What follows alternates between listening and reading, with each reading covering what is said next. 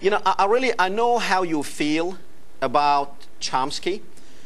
Some of you love him to death. Some of you think, well, he just talks and talks and talks. And a lot of you don't like his stance on 9/11.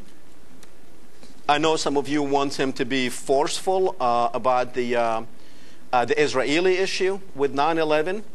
I do know that his stance on the Palestinian issue is sometimes it's frustrating to some of you. It's definitely frustrating to me sometimes. And but I can tell you one thing, that when we announced that we will have Dr. Chomsky on the program, we received a lot of emails from you. Apparently, he has a lot of followers all over the world, because we received a lot of emails from his fans. A couple of them from people who criticize him, but a lot from his fans. So the man does command a huge follower. And so I understand he's with us now? Okay. Dr. Chomsky, can you hear me? Very good. Thank you, sir, for coming on the program. It's an honor to have you on. Dr. Chomsky, I want to, there are so many things that I want to talk to you about, but at the same time, because there are so many different issues, we're not going to be going into deep into all these issues, so we have time to talk about and touch on a lot of these issues. And also, I'm expecting to have a heavy call-in tonight. I want to start with a subject you probably had hundreds of interviews, if not thousands, which is 9/11. Most the people that I talk to or I interview on this program, I normally ask them the question of, what do you think about 9/11? What happened on 9/11? But I'm not going to ask you that question. I'm going to be direct and ask you, who did 9/11 and why? Well, I think the best evidence we have is that it's pretty much the story that was reported. Can you hear me? Yes, I can. Can you hear me? I'll repeat. Can you hear me? Did you hear the question? Yes, I did. Can you hear me? I can't hear you. It's very low. So, all right, I'll try to speak louder. Okay. Is this better? But much better. Much better. Okay.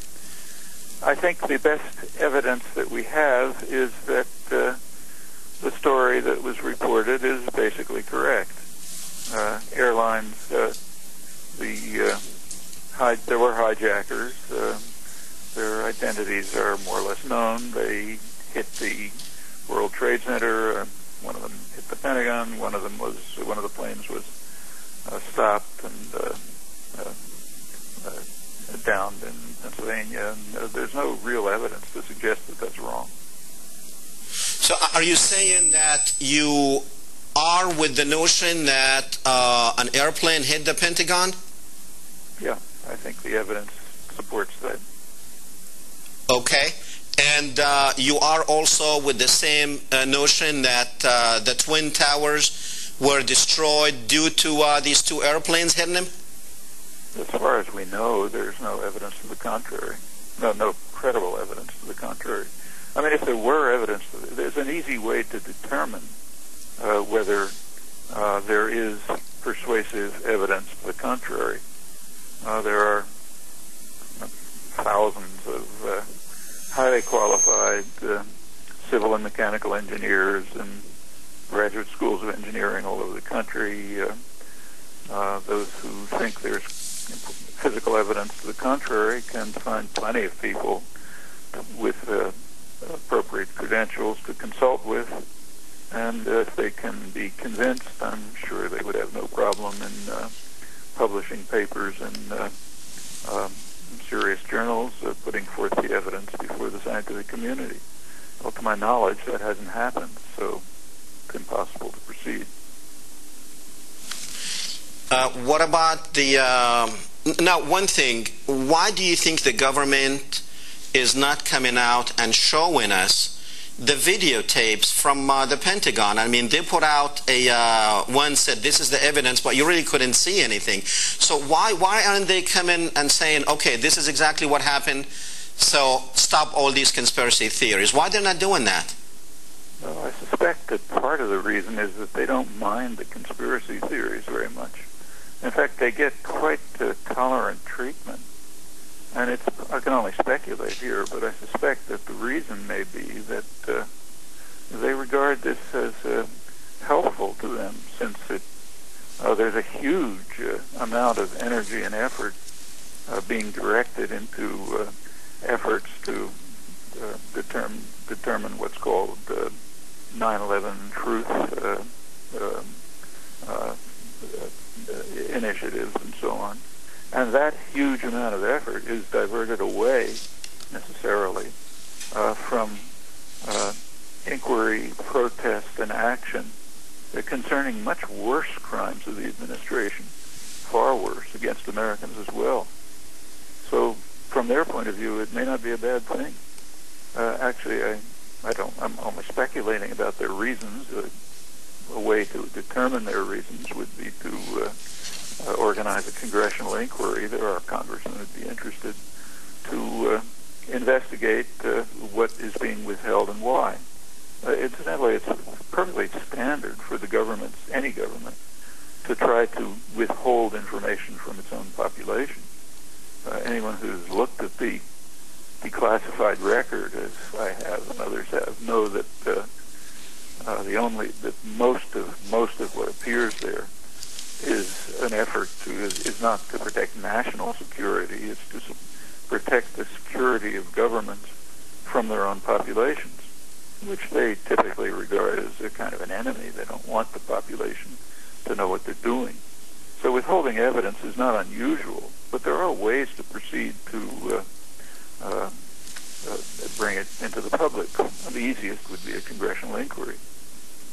Now, in light of what you just said, and if you realize that Bush yesterday in an interview or a couple of days ago, which is nothing new, they've said this before, he said that that Saddam had the capacity, now the line is changing, that Saddam had the capacity to manufacture weapons of mass destruction. And then when he is asked, what does Iraq have to do with, because he mentioned that we lost 3,000 people in the Twin Towers, one of the questions was, what does Iraq have to do with that? And he said nothing.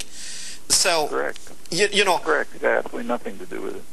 Okay, so is that part of the evidence that you're talking about? That if they show the evidence, then no, not at all. Then there's another question about why we went and killed a couple of 100,000 Iraqis and 3,000 of us? Yeah, we knew the reason for that. In fact, the Iraqis know the reason for that. The most recent poll in Iraq, just a couple of weeks ago, I think, by a U.S. investigating polling agency, found that I think it was 75% of Iraqis take for granted that the United States invaded Iraq to gain control of its oil. I think that was pretty obvious from the beginning. Okay. It certainly has nothing to do with 9/11, and we don't need any information from. Okay. Now we're going to get into the oil later on in the program, because I've read your opinion about the war. But let me switch gears a little bit now to Lebanon. Recently, right before the war, you visited Beirut, and you visited with Hassan Nassralla, the Secretary General of Hizbullah. And you said, I think Nasrallah, the head of Hezbollah, has a reasoned and persuasive argument that the arms should be in the hands of Hezbollah as a deterrent to potential aggression, and there are plenty of background reasons for that. Do you still think that Hezbollah should keep their weapons?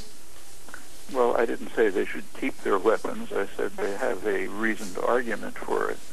And in fact, at the time that I said that, that happened to be the opinion of, according to polls in Beirut, of about 60% of the Lebanese population.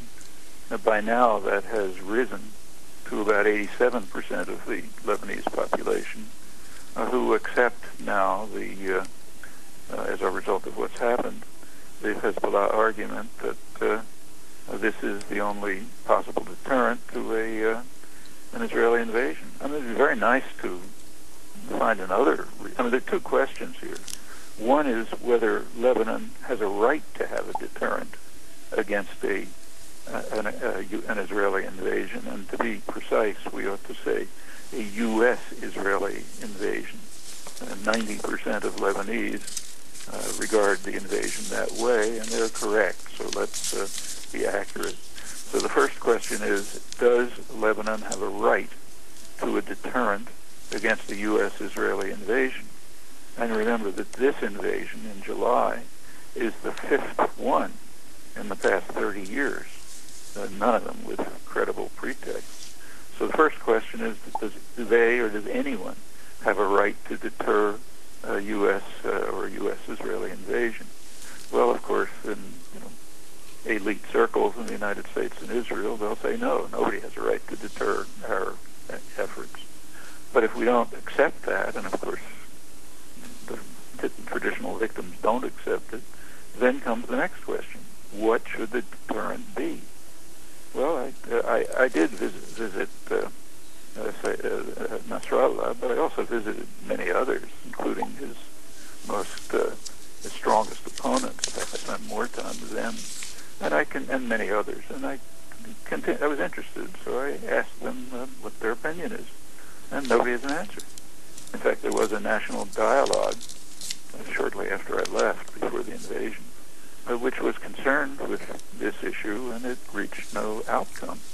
The Prime Minister of Lebanon, who's a Sunni, not a Shiite, and is strongly opposed to Hizbullah, nevertheless expresses the position of his government, his own position in his government is before the invasion, that Hezbollah is not a militia, but a resistance organization, and therefore is not subject to UN Resolution 1559 or the new Resolution 1701.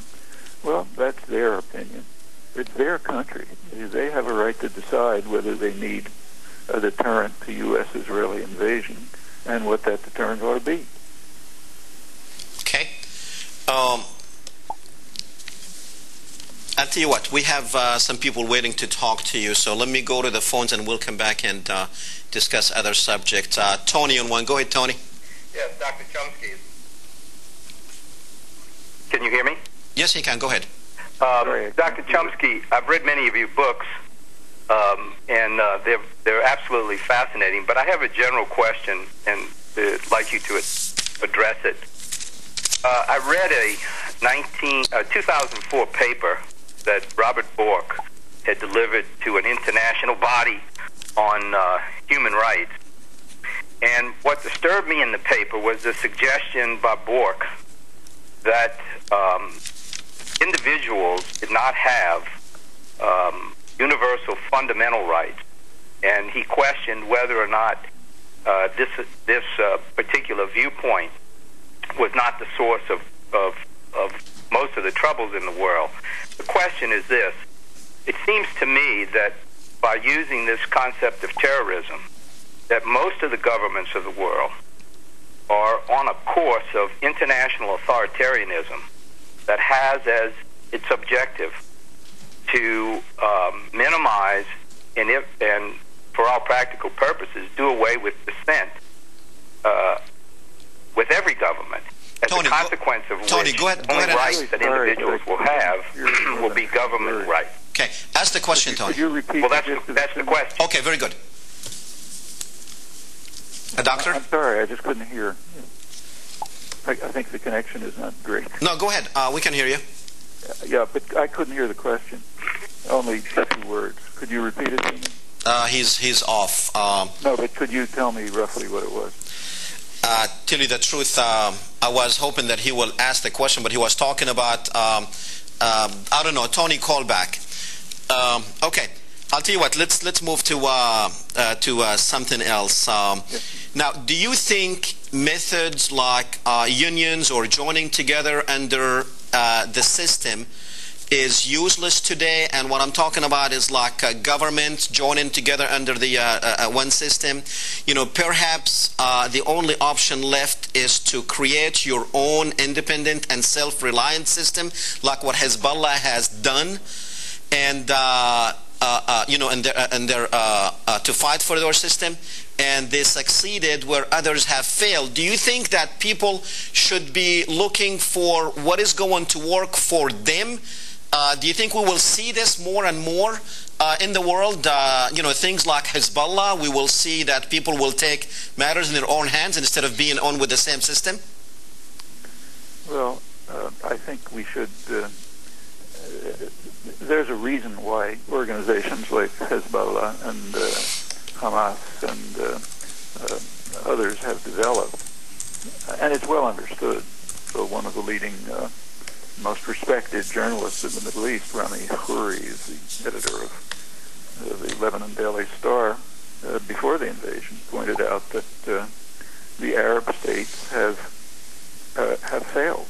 They are failed states. They have been unable to protect their own populations, to deter U.S.-Israeli invasion, to prevent the U.S. and Israel from taking over Palestinian lands and territories and moving towards driving Palestinians to oblivion. They've been unable to protect their own people's rights, to provide them with services and so on. And he said in that kind of situation, people are not going to just say, well, okay, I'll decide to die. What they're going to do is form their own organizations. So you get structures within the state that provide services for people, that provide them with some protection, that provide some degree of deterrent against attack. And that's essentially what Hezbollah is. I mean, it developed as a result of the U.S.-backed Israeli invasion of Lebanon in 1982, which killed maybe 15,000 to 20,000 people and destroyed much of the country. In response to that, a resistance developed. Hezbollah took over after finally the leadership of it, and it did succeed after many years in driving Israel out of Lebanon. Now, that's after 22 years of Israeli violation of Security Council orders to withdraw, which they could do because they were backed by the United States. Hezbollah won a lot of prestige for leading that resistance. It's now along with Amal, which is very closely related to it, the similar programs. The two of them are essentially the parliamentary representation of the Shia group in the Lebanese confessional system. It's the largest of the minorities, and Hezbollah and Amal represent it. They have similar programs. Furthermore, Hezbollah was very successful in providing services, health, education, other services to the generally poor and neglected population, mostly the South, a few other places, which the government wasn't doing. And they won a lot of support for that. Pretty much the same has been true in the case of Hamas and the Muslim Brotherhood in Egypt and elsewhere. I mean, there's a background to this. I mean, the U.S. and Israel have, and the West in general, strongly opposed secular Arab nationalist forces and helped destroy them. And they were partly destroyed by their own corruption and so on. But they were under severe attack from the West. The United States has strongly opposed secular nationalism. And the U.S. traditionally favored radical Islamism. I mean, the most extreme radical Islamist state in the world is Saudi Arabia. By comparison, Iran looks like a democratic heaven. And that's the oldest and most valued ally of the United States. The U.S.-Israeli alliance was really firmed up in 1967 when Israel performed a huge service to the U.S. government, to the Saudi Arabian tyranny, to the energy corporations, by destroying the main force of secular Arab nationalism, namely Nasser. And it continues like this. Well, okay, what has happened is that radical Islamism has filled the gap that has been opened by the destruction of secular movements which were unable to serve the you are going to find just what Rami Khoury described. Organizations developing within the country that will provide the services that the government is not providing. Okay. Doctor, stay with me. We're going to take a quick break and we will be right back. Yeah.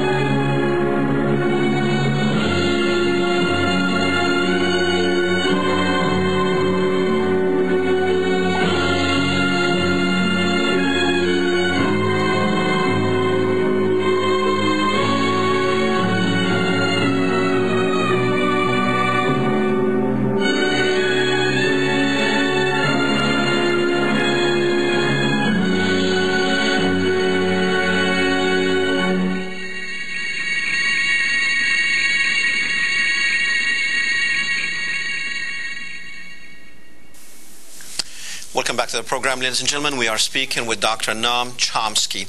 Just one note to our viewers on the internet. Unfortunately, I am told that our internet has been attacked.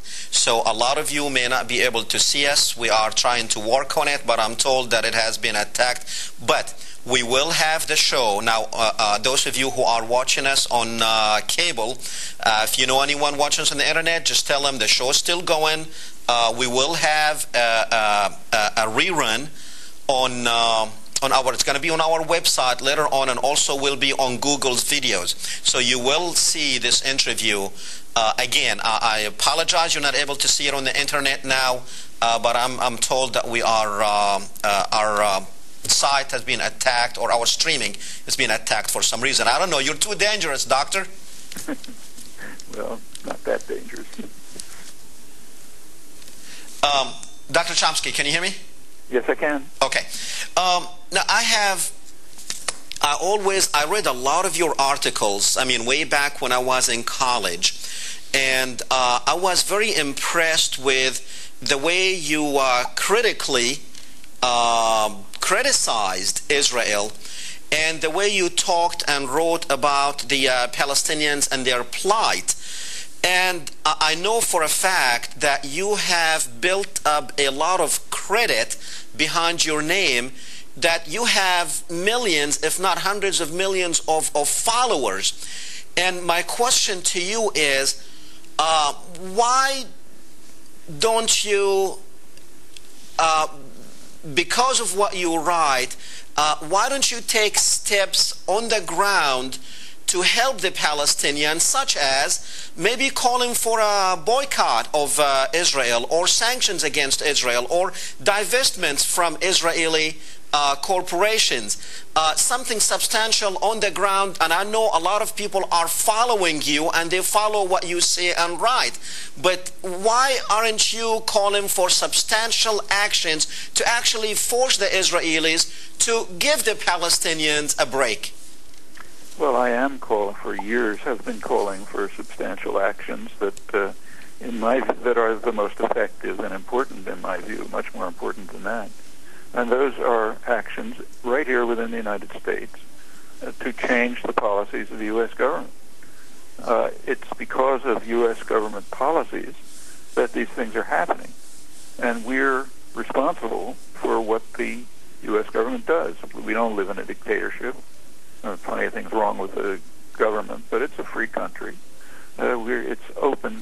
We have the options, if we have the will, to change U.S. government policies so that it will permit a resolution of the Israel-Arab conflict, Israel-Palestine conflict.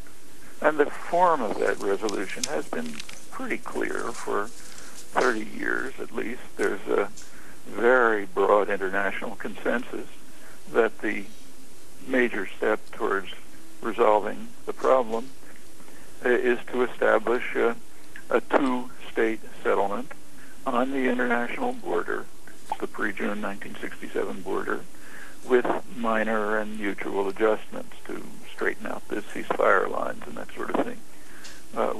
That reached the international agenda in 1976 in a resolution at the Security Council proposed by the Arab states and supported by the Palestinians and most of the world.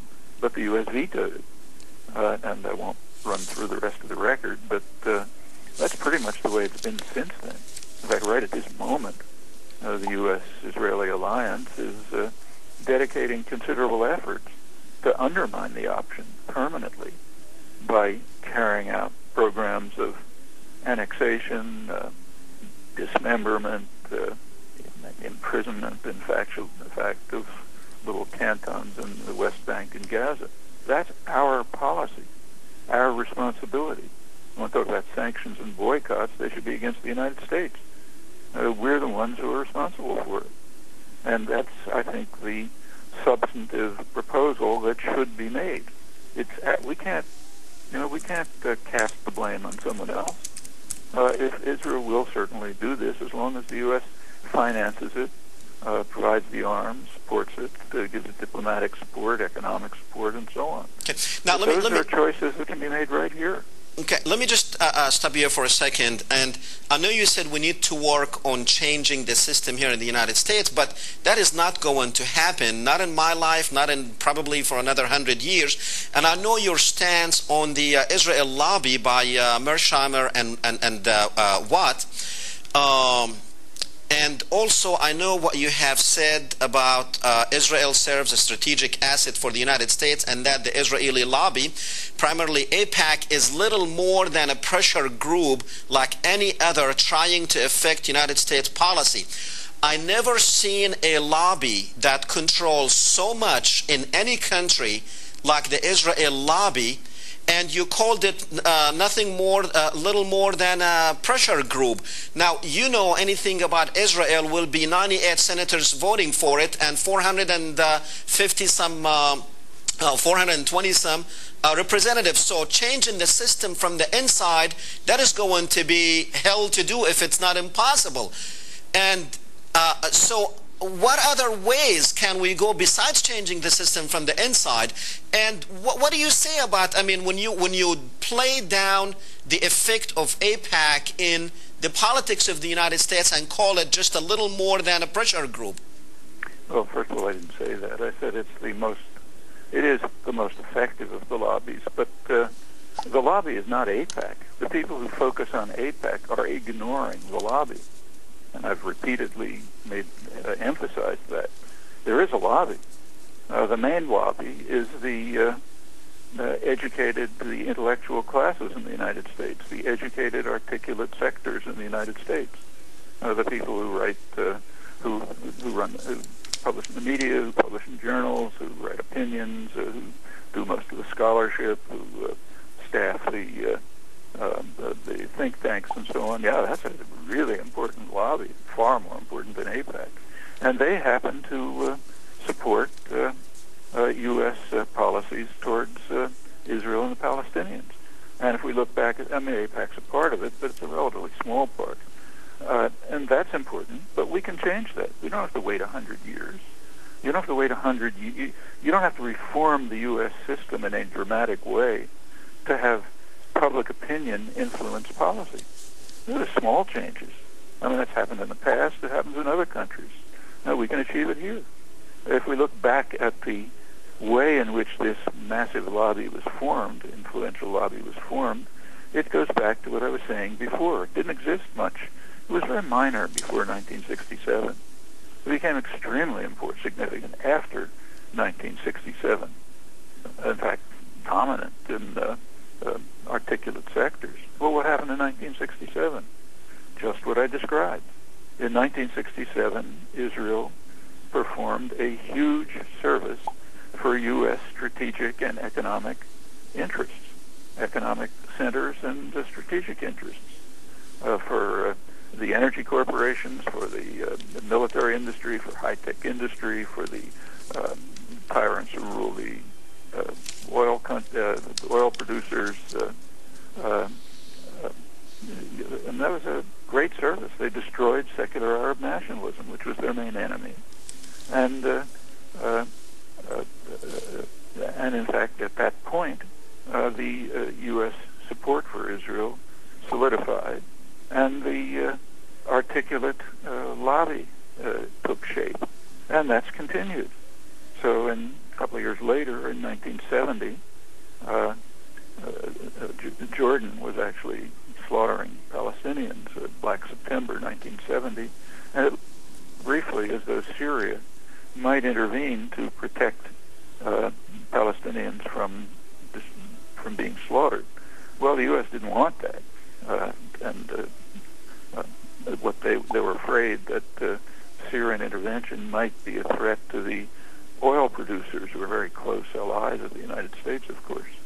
Well, the United States at that point was in no position to make any military or other move to deter Syria. It was bogged down in Indochina.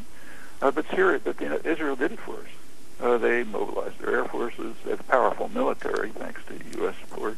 And they mobilized their forces, and they threatened Syria. Syria backed off. The slaughter went on.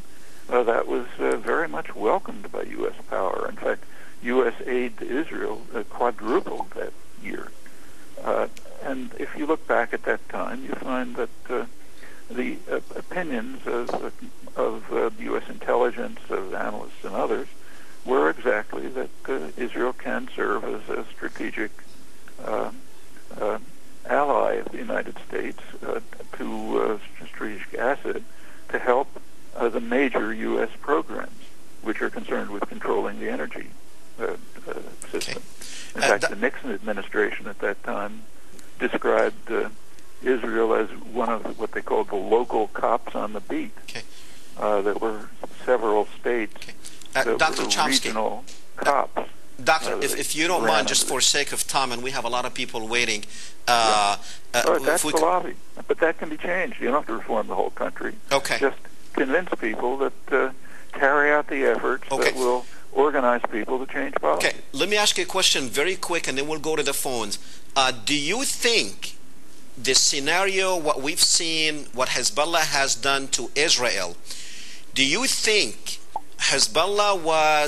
do you think this is real, what we are watching here, that Hezbollah actually was able to, everybody's talking about defeated Israel, even inside Israel itself, or do you think they are basically just pumping up Hezbollah to show the world that Hezbollah is this big power, so we can go in later on with a massive force, and people are going to think, well, Hezbollah is so big, so we need a bigger force to take them out. Do you think this was orchestrated?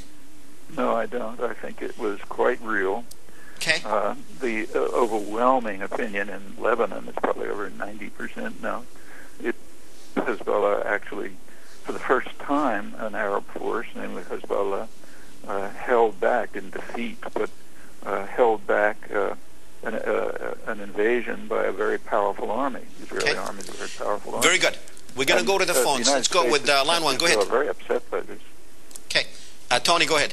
Here's my question. Very quick. Do you think that we're in the midst of the rise of international authoritarianism that will, through international cooperation, put down dissent worldwide? Okay. Very good. Doctor, did you hear the question? Sorry, but the phone calls are not, I'm not hearing the phone calls. Okay. Can you repeat what was... Yes, his question was... all right, what did we do here now? Okay, his question was, do you think we are in the middle of globalization, the New World Order, a national authority here? Is that what we are in the middle of? Well, I mean, you can call it globalization if you want, but it's just another phase of old-fashioned imperial policy. I mean, of course, it always changes with different circumstances, but the United States is a world-dominant power. It's supported by Britain, which is now its junior partner. Other European countries more or less go along. So take, say, Germany, for example. Germany, which is a powerful state, has just provided Israel with a new class of submarines which can carry nuclear warheads. Well, the point of that is to provide a second strike capacity, meaning if the U.S. and Israel decide to attack Iran, and Iran tries to retaliate by striking at Israel, can't strike at the United States, then Israel now has a nuclear option to destroy Iran. So that prevents any Iranian deterrent to U.S.-Israeli attack. Well, that's Germany. In fact, Western powers are following their traditional program of trying to ensure that they control the resources and the markets and the populations of most of the world. Okay, so you really think that the war in Iraq was just for oil, that Israel has nothing to do with it? I don't say it has nothing to do with it, but I do agree with Iraqis that the major goal of the war was to ensure control over the oil system. In fact, the invasion of Iraq is probably harmful to Israeli interests. Iraq was not a threat to Israel. So what Richard Pearl, 1996, wrote, the clean break, the strategy for securing the realm, that's not the implementation of that policy that we're seeing here? There's a good reason why Richard Pearl has been out of the government for years. He's regarded as a crackpot. They didn't follow that policy. He also suggested in that same paper that they should extend a Hashemite kingdom, the Jordanian kingdom, should be extended to Iraq. To Iraq, yeah. Nobody paid the slightest attention. It's crazy.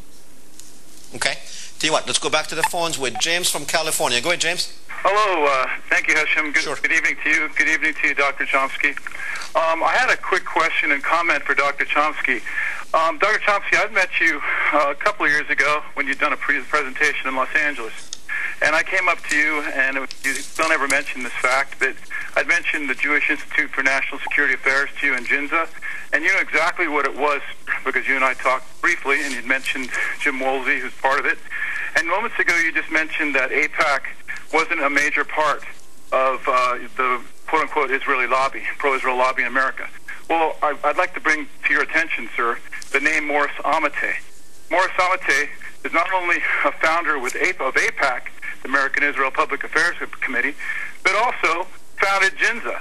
And we know that the tentacles of the pro-Israel lobby go from AIPAC to Ginza. We know what's behind this war in Iraq in accordance with the clean break agenda.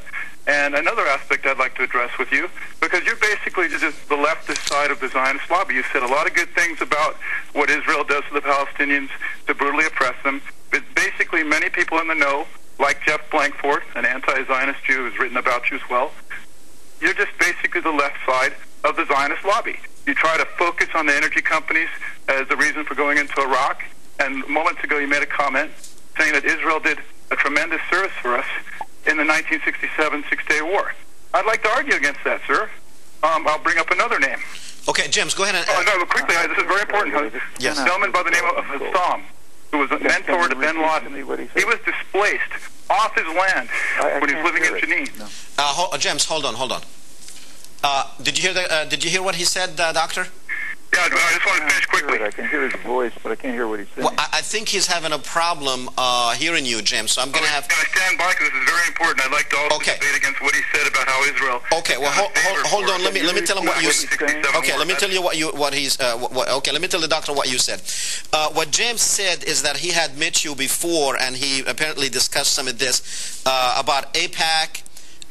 That you said that it was not a major part of the Israel lobby, and also he said that he had mentioned Morris Amatei, who had started Ginza, and he said that you are the left side of the Zionist lobby.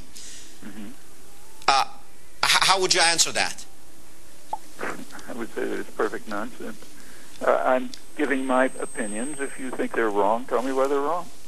Maybe they are. I'm perfectly open-minded, glad to hear criticism.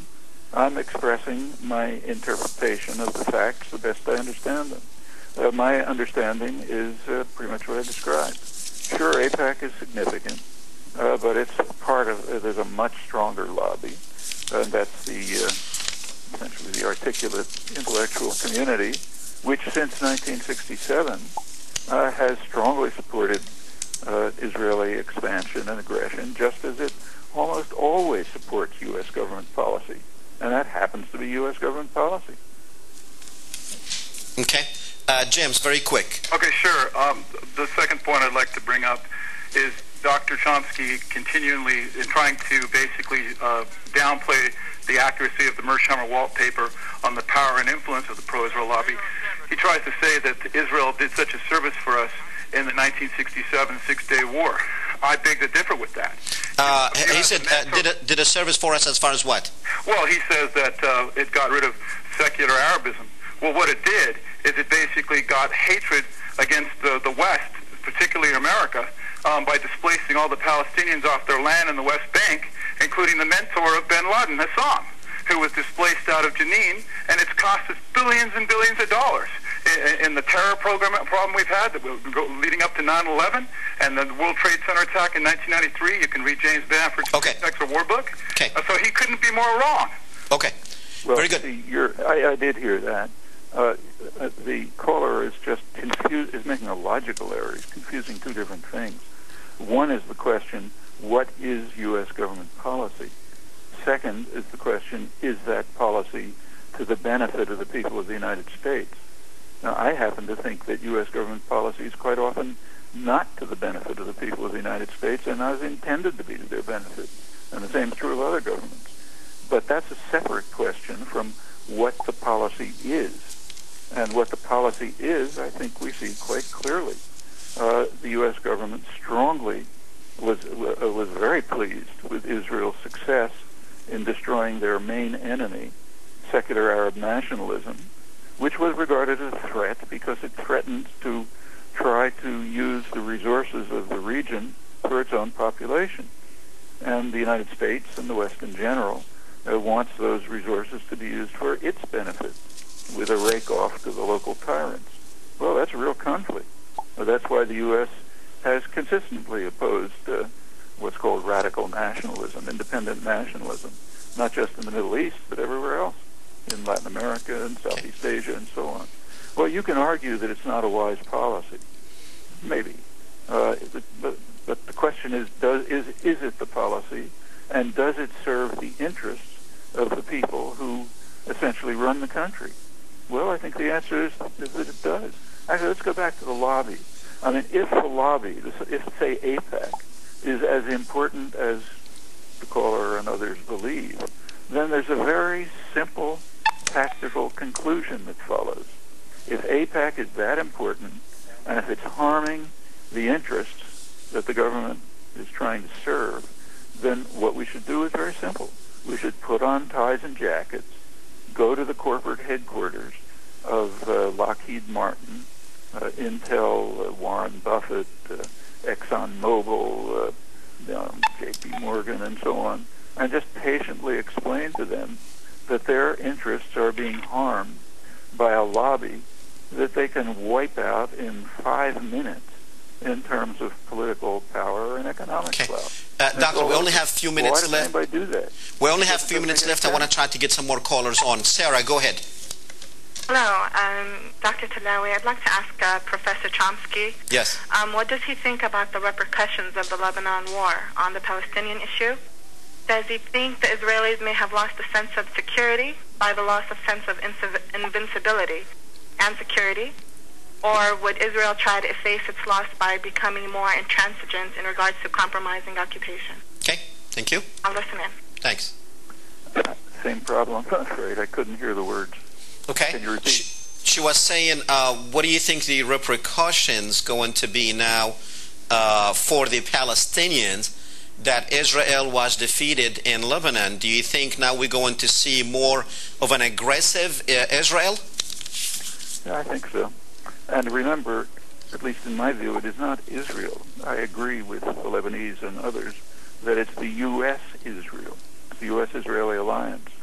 Right now, the United States and Israel, I'll extend what I said, are carrying out a program. It's not just words. They're implementing a program to annex to Israel Okay. valuable land and the major resources in the water of the West Bank, to break the rest of it up into unviable enclaves, cantons, virtually separated from one another, and also from whatever little piece of Jerusalem will be left to Palestinians.